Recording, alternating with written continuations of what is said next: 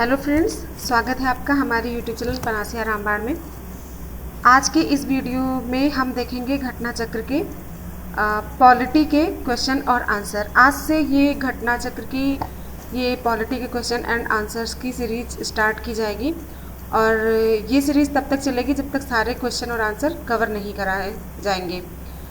तो ये जो प्रोग्राम रखा गया है, ये पीसीएस आने वाले दिनों में पीसीएस का एग्ज़ाम होने वाला है, आरओ का एग्ज़ाम होगा और अपकमिंग एग्ज़ाम को ध्यान में रखते हुए इस सीरीज़ को स्टार्ट किया जा रहा है। तो आइए देखते हैं। पहला चैप्टर है भारत का संवैधानिक विकास। तो भारत के संवैधानिक विकास से इस सीरीज़ की शुरुआत होगी और लास्ट तक आपको सारे क्वेश्चन और आंसर कवर कराए जाएंगे। चलिए देखते हैं पहला क्वेश्चन। पहला क्वेश्चन है, निम्नलिखित में से किस अधिनियम के अंतर्गत भारतीय विधान परिषद को बजट पर बहस करने की शक्ति प्राप्त हुई है? तो इसका उत्तर होगा 1892 का जो भारतीय परिषद अधिनियम आया था, तो उसके तहत भारतीय विधान परिषद को बजट पर बहस करने की शक्ति प्राप्त हुई थी। अगला दूसरा प्रश्न है, किस अधिनियम में कलकत्ता में सर्वोच्च न्यायालय की स्थापना का प्रावधान किया गया था? तो इसका उत्तर है रेगुलेटिंग एक्ट 1773। 1773 के रेगुलेटिंग एक्ट में कलकत्ता में सर्वोच्च न्यायालय की स्थापना की गई थी और जो सर एलिजा एम्पे जी थे, इसके प्रथम मुख्य न्यायाधीश थे। देखिए, जिसको ये क्वेश्चन का आंसर आता होगा तो वो लोग उसको एक टेस्ट की तरह ले सकते हैं, और जिनको नहीं आता होगा इसका आंसर तो हम बताएंगे ही, सारे क्वेश्चन का आंसर और विद एक्सप्लेनेशन आपको बताया जाएगा। और इसका तरीका क्या है, ये वीडियो हेल्पफुल कैसे होगी, जैसे कि आप भारत का संवैधानिक विकास आप चैप्टर पढ़ते हैं, इसके बाद आप इस वीडियो को जब देखेंगे तो इससे आपकी प्रैक्टिस हो जाएगी। तो जो चैप्टर वाइज जब आप इस तरह से क्वेश्चन आंसर तैयार करेंगे तो उसमें आपका कॉन्फिडेंस बढ़ता चला जाएगा और एग्ज़ाम में आपको काफ़ी ज़्यादा फ़ायदा मिलेगा। चलिए, ये तो बता दिया कि कैसे इस वीडियो को यूटिलाइज़ करना है। आगे देखते हैं तीसरा क्वेश्चन, किस अधिनियम द्वारा भारत में संघीय न्यायालय की स्थापना की गई थी? तो अभी मैंने इससे पहले का क्वेश्चन बोला कि किस अधिनियम के द्वारा कलकत्ता में सर्वोच्च न्यायालय की स्थापना का प्रावधान किया गया था, और अब ये क्वेश्चन है कि किस अधिनियम के द्वारा भारत में संघीय न्यायालय की स्थापना की गई थी? तो इसका उत्तर हो जाएगा, संघीय न्यायालय की स्थापना हुई थी 1 अक्टूबर 1937 को और ये भारत सरकार अधिनियम 1935 के अंतर्गत की गई थी और इसके प्रथम मुख्य न्यायाधीश जो थे वो सर मॉरिस ग्वेर थे। तो अगला प्रश्न देखते हैं, भारत का संघीय न्यायालय निम्नलिखित में से किस वर्ष में स्थापित किया गया था? ये आपको पहले ही इसका आंसर अभी मैंने जस्ट बताया। अगला प्रश्न है कि सूची फर्स्ट तथा सूची सेकंड को सुमेलित कीजिए तथा सूचियों के नीचे दिए गए कूट से सही उत्तर का चयन कीजिए। तो इधर है सूची फर्स्ट और सूची सेकंड। सूची फर्स्ट में ए पर है नियंत्रण परिषद की स्थापना, फिर बी सर्वोच्च न्यायालय की स्थापना, इसी तरह इंग्लिश मिशनरियों को भारत में कार्य करने की अनुमति, और डी पर है गवर्नर जनरल की परिषद में कानूनी सदस्य की नियुक्ति। तो नियंत्रण परिषद की स्थापना किस अधिनियम के अंतर्गत की गई थी? तो वो है पिट्स का भारतीय अधिनियम 1784। और सर्वोच्च न्यायालय की स्थापना किस अधिनियम के अंतर्गत की गई थी? तो ये मैंने अभी आपको बताया, इसका पहले भी इस क्वेश्चन को डिस्कस किया गया है। तो सर्वोच्च न्यायालय की स्थापना हुई थी नियामक अधिनियम 1773 और इंग्लिश मिशनरियों को भारत में कार्य करने की अनुमति दी गई थी चार्टर अधिनियम 1833 में, और गवर्नर जनरल की परिषद में कानूनी सदस्य की नियुक्ति हुई थी चार्टर अधिनियम 1813 में। अगला प्रश्न है, केंद्र में द्वैध शासन किस अधिनियम के अंतर्गत स्थापित किया गया? तो इसका उत्तर हो जाएगा भारत सरकार अधिनियम 1935। भारत सरकार अधिनियम 1935 के अंतर्गत केंद्र में द्वैध शासन एक नई अखिल भारतीय संघ की स्थापना तथा प्रांतों में द्वैध शासन व्यवस्था को समाप्त करने का प्रावधान किया गया था। और प्रांतों में द्वैध शासन लागू किस अधिनियम के अंतर्गत किया गया था? तो वो 1919 के अधिनियम के द्वारा किया गया था। ये क्वेश्चन पूछते हैं एग्जाम में, बहुत कंफ्यूज करते हैं कि केंद्र में द्वैध शासन किस अधिनियम के अंतर्गत स्थापित किया गया था और प्रांतों में द्वैध शासन किस अधिनियम के अंतर्गत रद्द किया गया था। तो इन दोनों का आंसर हो जाएगा भारत सरकार अधिनियम 1935। फिर है अगला प्रश्न, भारतीय विधान पालिका प्रथम बार द्विसदनी बनाई गई। तो इसका उत्तर हो जाएगा 1919 के भारत सरकार अधिनियम द्वारा।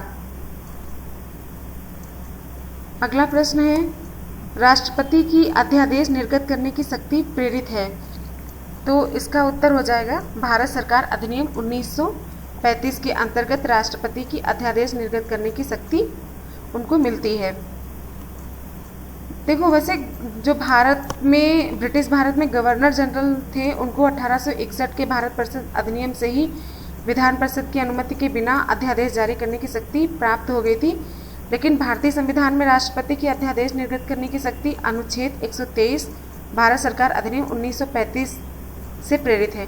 आप ये बताइएगा कि राष्ट्रपति जो अध्यादेश जारी करता है वो तो अनुच्छेद 123 के अंतर्गत करता है, लेकिन जो राज्यपाल को अध्यादेश जारी करने की शक्ति प्रदान की गई वो किस अनुच्छेद के द्वारा प्रदान की गई है? अगला प्रश्न है, किस अधिनियम ने भारतवासियों को अपने देश के प्रशासन में कुछ हिस्सा लेना संभव बनाया? तो इसका उत्तर है चार्टर एक्ट 1833।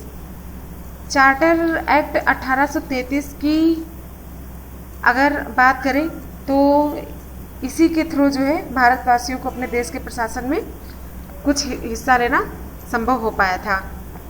फिर क्वेश्चन अगला प्रश्न है, भारत के संविधान में केंद्र और राज्यों के बीच किया गया शक्तियों का विभाजन किस योजना पर आधारित है? तो इसका उत्तर हो जाएगा भारत सरकार अधिनियम 1935। देखो, ब्रिटिश शासनकाल के दौरान 1935 का भारत शासन अधिनियम पारित किया गया था, जिसमें केंद्र और राज्यों के बीच शक्ति का बंटवारा किया गया था तथा राज्य में द्वैध शासन समाप्त कर केंद्र में द्वैध शासन को लागू किया गया था, जो कि अभी हम पहले भी बता चुके हैं। और इस अधिनियम के अंतर्गत ही बताया गया था कि एक अखिल भारतीय महासंघ भी स्थापित किया जाएगा, लेकिन ये कभी लागू नहीं हो सका क्योंकि जो देसी रियासतें थी उन्होंने इसको मानने से इनकार कर दिया था। अगला प्रश्न देखते हैं, किस अधिनियम ने अगला प्रश्न देखते हैं, 1935 के अधिनियम द्वारा स्थापित संघ में अवशेष शक्तियां किसको दी गई थी? तो अवशेष शक्तियां किसको दी गई थी? गवर्नर जनरल को। अगला प्रश्न देखते हैं कि भारत शासन अधिनियम 1935 में जो इसकी विशेषताएं तो हमने अभी आपको बताया, लेकिन वो मतलब महत्वपूर्ण और स्थायी अवयव कौन सा नहीं है? तो इसमें ये हो जाएगा कि भारत शासन अधिनियम 1935 में देश के लिए लिखित संविधान का उल्लेख नहीं किया गया था। भारत के लिए संविधान का सर्वप्रथम उल्लेख क्रिप्स मिशन में किया गया था। और क्रिप्स मिशन भारत कब आया था, ये आप इसका आंसर बताइएगा। देखिए, मुझे बहुत खुशी होती है जब आप लोग पार्टिसिपेट करते हैं। लास्ट वाली वीडियो में मैंने उसका नेशनल अवार्ड्स का वीडियो बनाया था और उसमें मैंने क्वेश्चन पूछे थे, तो काफ़ी लोगों ने उसमें पार्टिसिपेट किया था। जैसे शिखा वर्मा नाम से एक स्टूडेंट है, उन्होंने पार्टिसिपेट किया, और दास एब्स्ट्रैक्ट बुक इन्होंने पार्टिसिपेट किया, तो और इनके आंसर भी करेक्ट थे। तो देखिए, जब आप पार्टिसिपेट करते हैं तो आपके सारे कमेंट्स को पढ़ा जाता है और ये भी देखा जाता है कि किसने क्वेश्चन का आंसर दिया है। और इस सब चीज़ों से एक तो चीज़ ये होती है कि वीडियो बनाने का एक मोटिवेशन मिलता है, और दूसरी बात ये है कि आपको भी थोड़ा सा ये लगता है कि हाँ, आप भी अपनी इस वीडियो को मतलब देखने में अपना कंसंट्रेट हो सकते हैं, दोनों बेनिफिट होते हैं। तो 1935 का गवर्नमेंट ऑफ इंडिया एक्ट क्यों महत्वपूर्ण है, ये है अगला प्रश्न। तो ये है, यह भारतीय संविधान का प्रमुख स्रोत है। देखिए, भारत का वर्तमान संवैधानिक ढांचा बहुत कुछ 1935 के अधिनियम इस पर आधारित है। 1935 के मुख्य उपबंध क्या है? संघात्मक सरकार की स्थापना, केंद्र में द्वैध शासन की स्थापना, प्रांतों में द्वैध शासन के स्थान पर स्वायत्त शासन की स्थापना, द्विसदनीय केंद्रीय विधानमंडल, प्रांतीय शासन व्यवस्था, प्रांतीय विधानमंडल, केंद्र एवं प्रांतों में शक्तियों का विभाजन और फेडरल न्यायालय की स्थापना। ये सब कुछ ऐसे पॉइंट हैं जो इम्पॉर्टेंट है 1935 के अधिनियम से। अगला प्रश्न है कि किस अधिनियम के फलस्वरूप बर्मा जो था वो भारत से अलग हुआ? तो इसका उत्तर हो जाएगा गवर्नमेंट ऑफ इंडिया एक्ट 1935। अगला प्रश्न है, एक निर्वाचित संविधान सभा द्वारा भारत के संविधान का निर्माण करने का प्रस्ताव किया गया था। तो अभी इससे पहले वाले क्वेश्चन में मैंने इसको डिस्कस किया था। तो इसका उत्तर हो जाएगा क्रिप्स मिशन द्वारा। क्रिप्स मिशन भारत कब आया था? 1942 को। चलिए, मैंने इसका आंसर बता दिया है, हालांकि कोई बात नहीं, फिर भी जिनको इसका आंसर पहले से पता है वो कमेंट बॉक्स में लिखिएगा। भारत में उपनिवेशी शासन के संदर्भ में 1883 में इल्बर्ट बिल का उद्देश्य क्या था? तो इनका उद्देश्य क्या था कि अदालतों की दांडिक अधिकारिता का संबंध था और भारतीय तथा यूरोपीय लोगों को बराबरी की बात जो करी जा रही थी उसको ये नहीं चाहते थे कि यूरोपीय और भारतीय लोगों को बराबरी दी जाए। तो 1883 में लॉर्ड रिपन ने एक विधेयक का प्रस्ताव किया जिसे इल्बर्ट बिल कहा गया। इसके प्रावधानों के तहत भारतीय मजिस्ट्रेट भारत में बसे यूरोपीय अपराधियों के मुकदमे की भी सुनवाई कर सकते थे। इस प्रकार इस विधेयक का उद्देश्य अदालतों की दांडिक अधिकारिता के संबंध में भारतीय तथा यूरोपीय लोगों को बराबरी पर लाना था। लेकिन ये ब्रिटिशर्स को कहाँ हजम हो पाता कि भारतीय और ब्रिटिशर्स को एक बराबर के दर्जे पे दिया जाए। तो इसी की वजह से यही था कि 1883 में इल्बर्ट बिल का यही उद्देश्य था कि भारतीय तथा यूरोपीय लोगों को बराबरी पर रोक लगाना।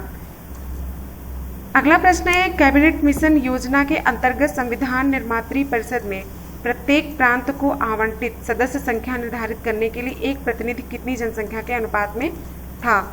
तो इसका उत्तर हो जाएगा 10 लाख व्यक्ति। कैबिनेट मिशन जो था वो कब आया था भारत में? 1946 में आया था और मिशन ने अपनी रिपोर्ट में संविधान सभा के गठन का एक सूत्र प्रस्तुत किया था जिसके आधार पर संविधान सभा निर्वाचित होनी थी और प्रांतों का प्रतिनिधित्व जनसंख्या के आधार पर होना था। इसके तहत मोटे तौर पर प्रति 10 लाख व्यक्तियों के ऊपर एक प्रतिनिधि के निर्वाचन की व्यवस्था प्रस्तावित थी। जो हमारे संविधान सभा में लोग चुन करके आए थे उनका जो चुनाव हुआ था वो प्रांतों की जो है मतलब अप्रत्यक्ष चुनाव के द्वारा वो लोग चुन करके आए थे। इसमें यही बात समझाने की कोशिश की गई है। फिर है कि कैबिनेट मिशन का सदस्य कौन नहीं था। तो पहले तो ये पता होना चाहिए कि कैबिनेट मिशन कब भारत आया और कौन कौन कैबिनेट मिशन के सदस्य थे, तभी आप बता पाएंगे कि हाँ कैबिनेट मिशन का सदस्य कौन नहीं था। तो कैबिनेट मिशन मार्च 1946 में भारत पहुंचा था और इस मिशन के सदस्य थे स्टेफोर्ड क्रिप्स, पैट्रिक लॉरेंस और एबी अलेक्जेंडर। तो जो विलियम वुड हैं वो कैबिनेट मिशन के सदस्य नहीं थे।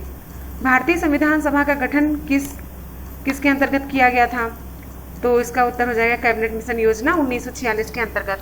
फिर 1946 में निर्मित अंतरिम सरकार में कार्यपालिका परिषद के उपसभापति कौन थे? तो इसका उत्तर हो जाएगा जवाहरलाल नेहरू। 24 अगस्त 1946 को अंतरिम राष्ट्रीय सरकार की घोषणा इस व्यवस्था के साथ की गई कि अंतरिम सरकार 2 सितंबर 1946 को कार्यभार संभालेगी और वायसराय जो थे इसमें कार्यपालिका परिषद के पदेन अध्यक्ष थे और जवाहरलाल नेहरू जी को उपाध्यक्ष या सभापति बनाया गया था। अगला प्रश्न है कि कौन अगस्त 1946 में गठित प्रथम अंतरिम राष्ट्रीय सरकार का सदस्य नहीं था? तो सी राजगोपालाचारी, डॉक्टर राजेंद्र प्रसाद, जगजीवन राम, ये सब लोग थे। डॉक्टर एस राधाकृष्णन जो थे वो प्रथम अंतरिम राष्ट्रीय सरकार के सदस्य नहीं थे।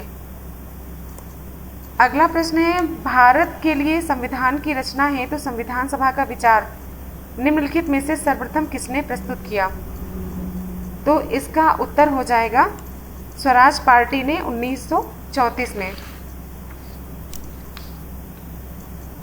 1934 में रांची में गठित स्वराज पार्टी ने आत्मनिर्णय के अधिकार की मांग की और एक प्रस्ताव पारित किया था जिसमें कहा गया था कि वयस्क मताधिकार के आधार पर निर्वाचित भारतीय प्रतिनिधियों की एक संविधान सभा होगी जो संविधान का निर्माण करेगी।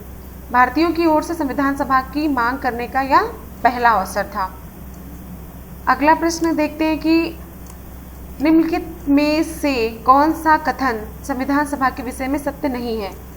तो पहला है, यह वयस्क मताधिकार पर आधारित नहीं था, यह प्रत्यक्ष निर्वाचन का परिणाम था, यह बहुदलीय निकाय था, उसने अनेक समितियों के माध्यम से कार्य किया। तो इसमें हो जाएगा इसका उत्तर पहला और दूसरा कि यह वयस्क मताधिकार पर आधारित नहीं था और यह प्रत्यक्ष निर्वाचन का परिणाम थी। देखो, संविधान सभा के गठन के लिए राज्य की विधानसभाओं का उपयोग निर्वाचक मंडल के रूप में किया गया और संविधान सभा अप्रत्यक्ष निर्वाचन का परिणाम थी। यह निर्वाचन प्रारंभिक राज्य विधान मंडलों के स्तर पर वयस्क मताधिकार प्रणाली के द्वारा किया गया था। संविधान सभा में अनेक दल के लोग शामिल थे। इस सभा ने अपने कार्यों का संचालन करने के लिए अनेक समितियों का गठन किया गया था। इन सारी समितियों के बारे में डिस्कस करेंगे अगले चैप्टर में। तो अगला प्रश्न फिर देखते हैं कि भारत के संविधान का प्रारूप तैयार करने वाली संविधान सभा सदस्यों को कैसे चुना गया था। तो विभिन्न प्रांत की विधानसभाओं द्वारा चुना गया था। विभिन्न प्रांतों के लोगों ने वयस्क मताधिकार के आधार पर विधानसभा सदस्यों का निर्वाचन किया और इन विधानसभाओं के सदस्यों द्वारा संविधान सभा के सदस्यों का निर्वाचन किया गया। इस प्रकार संविधान सभा के सदस्य विभिन्न प्रांतों की विधानसभा सदस्यों द्वारा अर्थात अप्रत्यक्ष निर्वाचन द्वारा निर्वाचित किए गए थे। अगला प्रश्न है कि संविधान सभा में सदस्यों का चुनाव कैसे हुआ था। तो सिंपल सा आंसर अभी मैंने एक्सप्लेन किया ही है, तो प्रांतीय सभाओं द्वारा। फिर संविधान सभा के चुने हुए स्थायी अध्यक्ष कौन थे, ये बहुत बार क्वेश्चन पूछा जाता है और इससे पहले भी हमने पॉलिटी के क्वेश्चन आंसर कराए थे, उसमें भी मैंने इसका आंसर बताया था आपको। तो ये आप बताइएगा कि संविधान सभा के चुने हुए स्थायी अध्यक्ष कौन थे। स्थायी अध्यक्ष, अस्थायी अध्यक्ष, ये सब बहुत पूछा जाता है। फिर संविधान सभा की प्रथम बैठक की अध्यक्षता किसने की थी। तो इसका उत्तर हो जाएगा सच्चिदानंद सिन्हा। देखो, चलिए मैं बता ही देती हूँ इसका आंसर। 9 दिसंबर 1946 को संविधान सभा की प्रथम बैठक की अध्यक्षता अस्थायी अध्यक्ष डॉक्टर सच्चिदानंद सिन्हा ने की थी और 11 दिसंबर 1946 को संविधान सभा ने डॉक्टर राजेंद्र प्रसाद को निर्विरोध संविधान सभा के स्थायी अध्यक्ष के रूप में निर्वाचित किया था। तो यहाँ से ये पूछा जाता है कि संविधान सभा की पहली बैठक कब हुई और संविधान सभा के अस्थायी अध्यक्ष कौन थे और स्थायी अध्यक्ष कौन थे। तो ये क्वेश्चन कई बार घुमा घुमा के पूछा जाता है। फिर है क्वेश्चन अगला कि भारतीय संविधान सभा की स्थापना कब की गई थी। तो अभी मैंने बताया कि 9 दिसंबर 1946 को, तो इसका उत्तर हो जाएगा 9 दिसंबर 1946। फिर भारत की संविधान सभा का प्रथम अधिवेशन कब शुरू हुआ था। तो इसका उत्तर भी हो जाएगा 9 दिसंबर 1946। अगला प्रश्न है कि भारत को एक संविधान देने का प्रस्ताव संविधान सभा द्वारा पारित किया गया था। तो इसका उत्तर हो जाएगा 22 जनवरी 1947 को। 22 जनवरी 1947 को संविधान द्वारा भारत को एक संविधान देने का उद्देश्य प्रस्ताव पारित किया गया। उद्देश्य प्रस्ताव को 13 दिसंबर को संविधान सभा में जवाहरलाल नेहरू द्वारा पेश किया गया था। अगला प्रश्न इस तरह से बन सकता है कि संविधान सभा के सम्मुख संविधान की प्रस्तावना का प्रस्ताव किसने रखा। तो भी मैंने एक्सप्लेन कर ही दिया कि जवाहरलाल नेहरू। अगला प्रश्न बनता है कि भारतीय संविधान के निर्माण संबंधित निम्नलिखित कथनों में से कौन सा सही है। पहला है स्टेटमेंट की पंडित नेहरू के उद्देश्य प्रस्ताव का जो संविधान सभा द्वारा स्वीकार किया गया था संविधान के निर्माण पर असर था। उद्देशिका बहुत महत्वपूर्ण उद्देश्यों की पूर्ति करती है। तीसरा पॉइंट है संविधान को भारत के लोगों ने आदेशित किया है। और चौथा पॉइंट है राज्य के मुखिया को लोग प्रत्यक्ष रूप से निर्वाचित करते हैं। तो इसका पहला, दूसरा और तीसरा तीनों सही हो जाएंगे। भारतीय संविधान के तहत राज्य के मुखिया अर्थात राष्ट्रपति का निर्वाचन लोगों द्वारा प्रत्यक्ष रूप से नहीं बल्कि अप्रत्यक्ष रूप से जनप्रतिनिधियों और उसमें कौन शामिल होता है? संसद एवं विधानसभा के निर्वाचित सदस्य, इनके माध्यम से किया जाता है। अगला प्रश्न है कि भारतीय संविधान को बनाने हेतु भारतीय संविधान सभा के कुल कितने अधिवेशन हुए थे? तो इसका उत्तर हो जाएगा 12 अधिवेशन हुए थे। फिर एक बहुत ही सिंपल सा क्वेश्चन कि भारत के संविधान के निर्माण में संविधान सभा को कितना समय लगा? तो सबको पता ही होगा, 2 साल 11 माह 18 दिन। इसी के साथ हम वीडियो को यहीं पे समाप्त करते हैं और अगले वीडियो में अब ये सीरीज स्टार्ट की गई है और इसका चैप्टर वाइज आपको घटना चक्र के सारे क्वेश्चन आंसर जो हैं वो डिस्कस कराए जाएंगे। और आई होप कि आप इस वीडियो को देखेंगे और पसंद करेंगे, लाइक करेंगे, शेयर करेंगे और हमारे चैनल को सब्सक्राइब करेंगे। और इसी के साथ वीडियो को देखने के लिए बहुत बहुत धन्यवाद। जय हिंद।